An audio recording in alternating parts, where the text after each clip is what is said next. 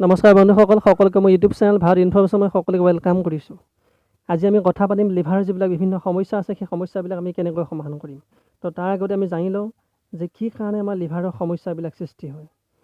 তো আহক আমি ইয়াৰ কাৰণবিলাক জানি লওঁ। অত্যাধিক মাদক দ্ৰব্য খালে, খালী পেটত চাহ বা কফি যদি আমি খাওঁ, অধিক মছলাযুক্ত আহাৰ খালে, গুৰুবাকী বস্তু খালে, অধিক মিঠাই খোৱাৰ কাৰণে আমাৰ লিভাৰৰ সমস্যা হ'ব পাৰে। ইয়াৰ উপৰিও অপৰিষ্কাৰ পানী বা অপৰিষ্কাৰ গাখীৰ খালেও আমাৰ বিভিন্ন লিভাৰৰ সমস্যা হ'ব পাৰে। ইয়াৰ লক্ষণবিলাক কি হ'ব পাৰে? যকৃতৰ বিষ হয়, ভোক কম হয়, জ্বৰ উঠে, পেটত গেছ জমা হয়, বমি হয়, শৌচ পনীয়া হয়, কেতিয়াবা তেজযুক্ত শৌচ হয়, যকৃত বৃদ্ধি হয়, ভৰি ফুলি উঠে, পেটত পানী জমা হয়, ৰক্তহীনতাত ভোগে, টোপনি কম হয় আৰু মানসিক অশান্তিও হ'ব পাৰে। ইয়াক আমি কেনেকৈ সমাধান কৰিম? যিবিলাক সমস্যা, সেই সমস্যাবিলাক আমি খুব সুন্দৰকৈ সমাধান কৰিব পাৰোঁ। আৰু সেইবিলাক হৈছে আমি যদি দৈনিক এটাকৈ কেঁচা বা পকা অমিতা আমি খোৱা অভ্যাস কৰোঁ, তো লিভাৰৰ যেনেকুৱা সমস্যা নাথাকক সি নাইকিয়া হ'ব।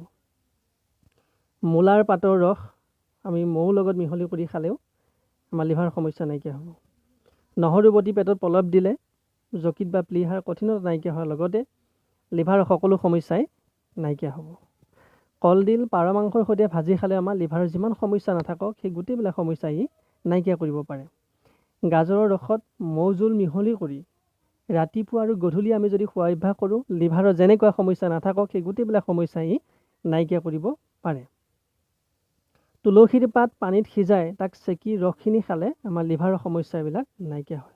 তো বন্ধুসকল, আপোনালোকে গম পালে যে আপুনি প্ৰাকৃতিক বা ঘৰুৱা পদ্ধতিৰে আপুনি এটকা খৰচ নকৰাকৈ আপোনাৰ চাৰিওফালে আপুনি যদি এই উদ্ভিদবিলাক বা আপুনি বস্তুবিলাক ব্যৱহাৰ কৰি যদি আপুনি ইউজ কৰে, এনেকুৱা সমস্যা নাথাকক লিভাৰৰ, সেই গোটেইবিলাক সমস্যা আপুনি সমাধান কৰিব পাৰিব।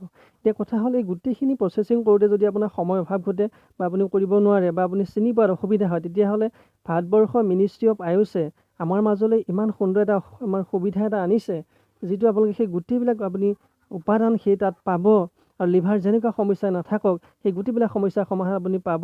আৰু ইয়াৰ জৰিয়তে আপোনালোকক মই ক'ব বিচাৰিছোঁ যে মিনিষ্ট্ৰী অফ আয়ুষে চাৰ্টিফিকেট দিয়া খুব সুন্দৰ কেইটামান মেডিচিনৰ কথা, সেইবিলাক হৈছে এলিমেণ্টছ ৱেলনেছ ব্ৰেণ্ডৰ লিভ এগেইন চিৰাপ আৰু লিভ এগেইন কেপচুল। ইয়াৰ আগতে আমি জানি লওঁ আহক যে এইবিলাক প্ৰস্তুত কৰিবৰ কাৰণে যিবিলাক ডাঙৰ ডাঙৰ চাইণ্টিষ্টসকল, সেই চাইণ্টিষ্টসকলৰ বিষয়ে আমি জানো আহক।